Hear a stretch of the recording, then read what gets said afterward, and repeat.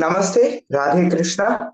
This is Sai Swarup from Dazz, and today I give a warm and divine welcome to one and all present here for the fifth day of 7 Days Krishna's Ways Bhagavad Gita workshop by Dazz. Let me give a small, let me summarize and let me give a short note like which happened, like what all happened in the previous days. So on the first day, we had Kumari Jutishri, who gave a wonderful explanation on the second chapter of Bhagavad Gita, Sankhya Yoga, which presents Lord Krishna's teachings to Arjuna, who is in despair on the battlefield. Krishna explains the immortality of the soul, asserting that the soul is eternal and cannot be destroyed. And he also advises Arjuna to fulfill his duties, that is like dharma, which as a warrior, as a Kshatriya, he should do his duties, his prescribed duties. So as a warrior without attachment to the results, emphasizing the importance of selfless action, that is the Karma Yoga. Krishna also introduces the concept of wisdom through knowledge, that is Sankhya, which leads to liberation. This chapter lays the foundation for Arjuna's spiritual growth and understanding, guiding him to overcome confusion and fear. And on the second day, it was me. I explained the 10th chapter of Bhagavad Gita, which is the Vibhuti Yoga and the Yoga of Divine Glories, which focuses on the divine manifestation of Lord Sri Krishna, where Krishna reveals to Arjuna his omnipresent and the all-encompassing nature. Here he starts explaining that all the powerful and the glorious aspects in the world are expressions of his divine energy. He lists various manifestations of his power in the natural world, such as the sun, the ocean, and the extraordinary beings. So Shri Krishna emphasizes that through devotion, through bhakti, one can understand and connect with his divine essence. So this chapter mainly highlights the importance of recognizing the divine in all aspects of life. And on the third day, we had Kumari Deepika, who did a great job in explaining the 11th chapter of Bhagavad Gita, the Vishwarupa Darshan Yoga, the yoga of the vision of the universal form, which describes Lord Sri Krishna's cosmic divine form. Arjuna, seeking to understand Krishna's true nature, is granted the vision of Krishna's universal form, revealing his infinite powers. Here Arjuna witnesses the countless deities, creatures, and warriors in Krishna's form, illustrating the vastness of his divine presence and the wonderful divine form. Here Arjuna is overwhelmed. Arjuna recognizes Krishna as the ultimate source of all creation and destruction. So this chapter it highlights the transcendence of the material world. Like it emphasizes the concept of divine omnipresence and the transcendence of the material world. And yesterday, day 4, we had Master Charvik, who explained very well by giving examples and chanting shlokas of the 12th chapter, the chapter 12 of Bhagavad Gita, the Bhakti Yoga, The yoga of devotion focuses on the path of devotion to God. Here, Arjuna asks Krishna whether the path of devotion, the path of bhakti, or the path of knowledge, the path of jnana is superior. So, is devotion superior or the path of knowledge is superior?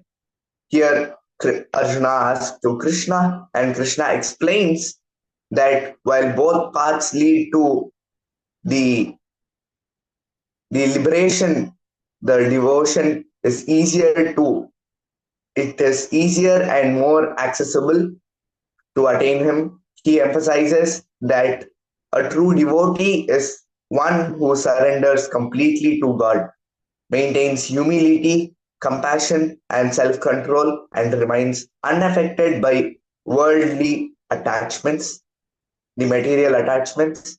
So, this chapter highlights the qualities of a devoted person and the importance of loving surrender to the divine power, the divine God for spiritual progress.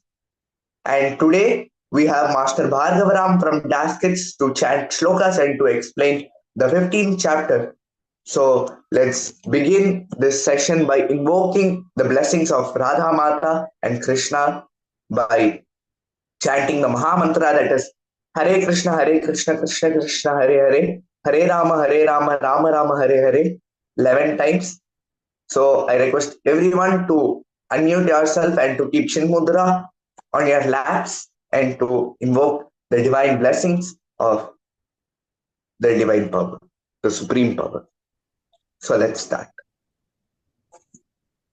Hare Hare Krishna, Krishna, Hare Hare Krishna, Krishna, Krishna Krishna Krishna, Krishna, Hare Krishna Hare. Hare Hare, Hare Rama, Hare Hare Rama, Rama, Hare Rama Rama, Rama, Hare Hare. Rama Hare Hare Krishna, Hare Hare Krishna, Krishna Hare Krishna, Krishna, Hare Hare. Krishna Krishna, Hare Rama, Hare Hare Rama, Hare Rama Rama, Rama, Hare Hare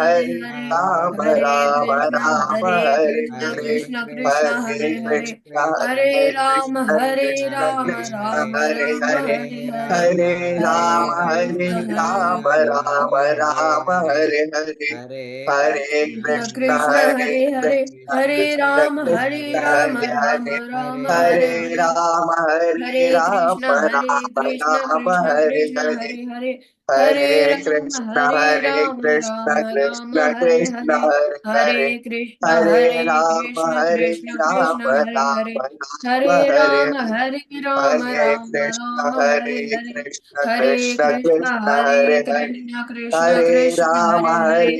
Hare Rama, Hare Rama, Rama Hare Rama, Rama, Hare Hare Rama Rama, Hare Hare Hare. Krishna, Hare Hare Krishna, Krishna, Hare Krishna Krishna, Krishna, Krishna Hare Hare Krishna, Hare Hare. Hare Rama, Hare Hare Rama, Hare Rama, Rama, Rama Rama Rama, Rama, Hare Hare Hare Hare. Hare Hare Krishna, Krishna, Hare Hare Krishna, Krishna, Krishna Krishna Krishna, Hare Krishna, Hare. Hare Hare Hare Rama, Hare Hare Rama, Rama, Rama Hare Rama, Hare Rama, Hare. Rama Hare Rama, Krishna, Hare Hare Hare Krishna, Krishna Krishna, Hare Hare. Hare Rama, Hare Rama, Rama Rama, Hare Hare. So I request everyone to go back to the mute and it's over to Master Bhargava. Namaste, Radhe Krishna. My name is Bhargava and I'm from Dazz and today I'm going to do the 15th chapter, first, second, third, and fourth shlokas.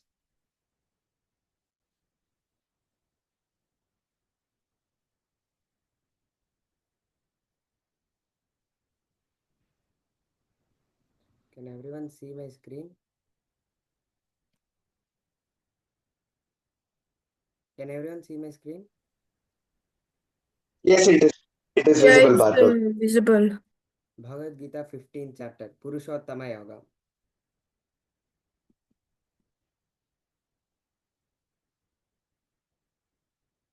The 15th chapter, first shloka. श्रीभगवानुवाच ऊर्ध्वमूलम् अधः शाखम् अश्वत्थं प्राहुरव्ययं छन्दांसि यस्य पर्णानि यस्तं वेद स वेदवेत्. So in this shloka, Lord Shri Krishna speaks of the eternal Ashwat tree, which is an upside down banyan tree with its roots above and branches below. Ashwath also means which will not remain the same even on the next day, or something which is constantly changing. So, the material world is like Ashwath, since the world is constantly changing and in the end will get completely annihilated by the Supreme Lord. So, the world in which we live in is temporary or Ashwath. The Lord explains how the material world is like a huge Ashwath tree for the soul. Its roots are going upwards, which is originating from God, which is getting nourished and supported by Him. The trunk and branches, which are extending downwards, encompass all the different life forms from different abodes of the realm. He also says, Chandamsi Yasya Parnani. The leaves of this tree are like the Vedic mantras, which describe the various rituals, ceremonies, the rewards and benefits which it gives us. And by performing such things, the soul can ascend to the higher planetary positions or to the heavenly abodes, where it can enjoy all the celestial pleasures. But eventually, when the rewards deplete, the soul has to fall back to the earth. So, in this way, the leaves of the Ashwath tree nourish the material existence of the souls and fuel the continuous process of birth and death. And due to this continuity, the beginning and end are not experienced by the souls. Just like how the water evaporates from the oceans to form clouds, which in turn forms, uh, which in turn drains the earth, which in turn drains the earth and which forms rivers, and then again the rivers flow back into the oceans. So just like that, the cycle of birth and death is also continuous. So then there are even mentions about this Ashwa tree in the Vedas. The Vedas have said that the tree with its roots upwards and branches downwards is eternal. So then in the end, Sri Krishna says that those who know about this eternal tree are the knower of the Vedas, and they won't believe that death alone can finish them. Since they know that after that they will get rebirth and then again they'll get death, and this they know that this cycle will continue until they complete their karma so that they can attain moksha. So this is the meaning of the first shloka. Moving on to the second shloka. So this is how the ashwat tree looks like, as you can see. So the second shloka. अधश्चोर्ध्वं प्रसृ अधश्चोर्ध्वं प्रसृतास्तस्य शाखा गुणप्रवृद्धा विषयप्रवालाः अधश्च मूलान्यनुसन्ततानि कर्मानुबन्धीनि मनुष्यलोके. So in this shloka, Sri Krishna says that the branches of this ashwat tree will extend both upwards and downwards, and based on what type of activities the soul performed in its previous birth, it either moves to the upward branches or to the lower branches. So, if the soul performed good, pious activities, then it moves to the upwards branches, which comprises of the Gandharvas, Devatas. And if it performs sinful activities, it moves to the lower branches, which comprise the animal species. And the trunks and the various branches are nourished by the three gunas, which is the sattvic gunam, the rajogunam, and tamogunam. And from these three gunas, the sense objects are generated, like sight, smell, sound, touch. And we perceive these sense objects through our senses, like eyes, nose, ears, and etc. So here, Lord Sri Krishna compares the sense objects as the tender buds or the twigs on the ashwat tree, and the senses as the tip of the twigs or the buds. And when these buds sprout, they create several aerial roots of material desires. And to fulfill these desires, a living being performs karma. So, but these desires are unending and keep increasing, as we all know. After one of our desires are completed, we get another desire and we want to fulfill that also. So, these keep on increasing, and if we perform the karma, it nourishes this tree, and it increases the aerial roots, and it causes the tree to expand unlimitedly. So it causes the soul to get further entangled into the material world, making it harder for the soul to elevate. So these are the aerial roots of the banyan tree, which grow directly from the branches, so that it can support the weight of the tree. They act as secondary trunks. So the next shloka, third and fourth shloka. न रूपमस्येह तथोपलभ्यते नान्तो न चादिर्न च सम्प्रतिष्ठा अश्वत्थम् एनं सुविरूढमूलम् असङ्गशस्त्रेण दृढेन चित्वा ततः पदं तत्परिमार्गितव्यं यस्मिन् गता न निवर्तन्ति भूयः तमेव चाद्यं पुरुषं प्रपद्ये यतः प्रवृत्तिः प्रसृतात् Purani. So Sri Krishna says that the mystery of the Ashwat tree is not easy to understand for the souls, as they are deeply entangled in the continuous cycle of life and death. The buds of the tree, which create the several material desires and pleasures, lure them into developing desires, and the souls which are ignorant keep working hard towards fulfilling these desires, which only keep increasing and causes the tree to grow further. And when such desires are fulfilled, the greed forms. And if the desires are not fulfilled, it causes anger, which clouds the intellect, the intelligence, and further deepens the ignorance. And now, in the bodily form, the soul thinks that it's the bone and the flesh in the body, and it is forgetful of its origin and eternal existence. And it identifies with itself with its human name, which country it belongs to, and family.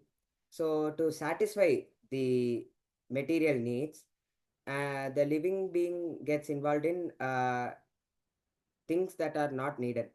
And to fulfill the desires, the human being commits the sins, which causes the soul to move to the lower branches, taking the birth as an animal. And sometimes it gets attracted towards the leaves of this tree, which are the ceremonies of the Vedas. So, and by doing this, it accumulates the pious merits, and it elevates to the higher branches, where it can enjoy the pleasures.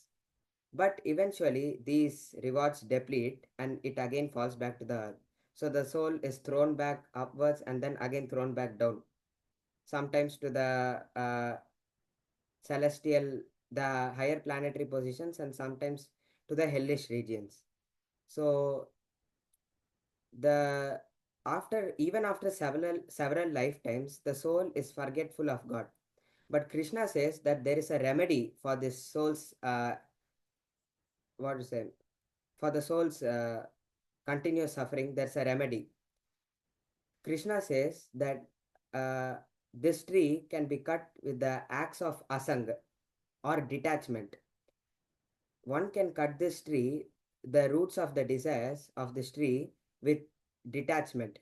And how to develop this detachment? By cultivating the knowledge of the self, and by doing that, the soul can detach itself and it can cut this tree. And due to this, the it after it cuts the roots of this tree, it there's no more nourishment to this tree, and it causes the tree to stop growing and it begins to wither. So one should realize that they are not this material body, and they are the soul, and they have originated from Paramatma. And whatever and the happiness that they are pursuing, they cannot achieve it by fulfilling their desires, since they know that they cannot fulfill their desires, since it is unending and keep on increasing, and they know that it will cause them to get further trapped into the web of life and death. So one and then after you cut down this tree, Krishna says that you have to search for the base of this tree. From you have to search where the tree originated from. And as we all know, the tree has originated from the Supreme Lord Sri Krishna Paramatma. And by doing this, one can elevate himself and connect to God. And the only way to do this is by surrendering wholeheartedly to Krishna, into the lotus feet of Krishna. And in this way, we can conquer this Ashwat tree. So Krishna says that it is very difficult to overcome the three gunas, but with constant practice and detachment, uh, and wholehearted surrender to the Supreme Lord, one can overcome this the three gunas and can cut down this Ashwat tree. So by taking refuge and surrendering to the Supreme Lord, uh, one won't return to this material world after their death. They will attain the Goloka Vrindavana. So, thank you, Radhe Krishna.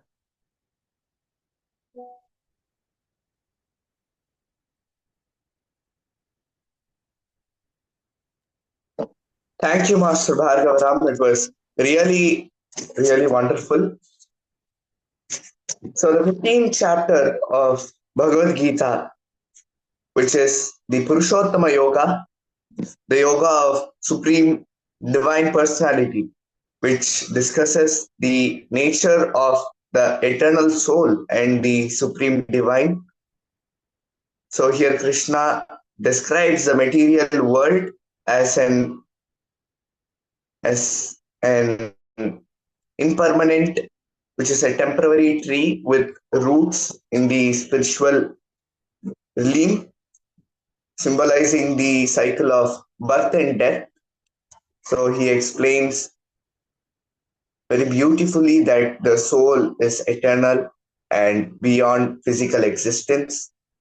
By detaching from worldly desires and practicing devotion, one can transcend the material world.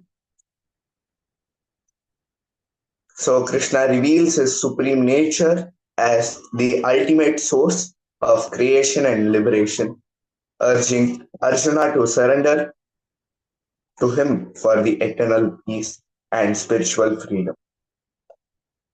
So this was really wonderful, Master Bhargavaram. This was very divine.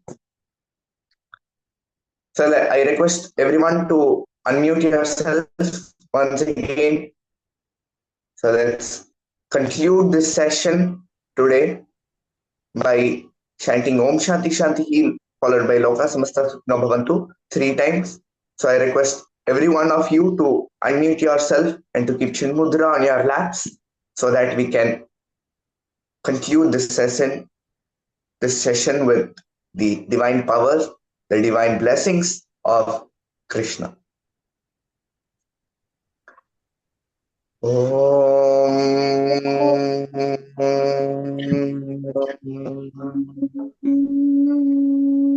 Shanti, Shanti, Shanti. Loka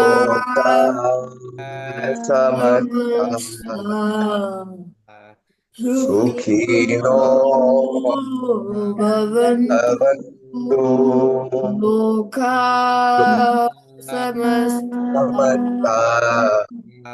Sukhino Bhavantu Loka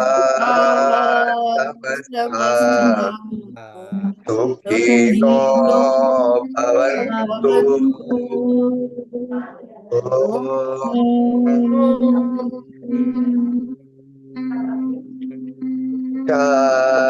Shanti, Shanti.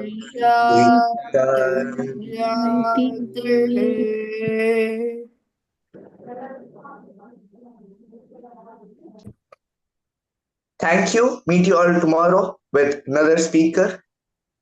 Thank you. Radhe Krishna. Hare Krishna.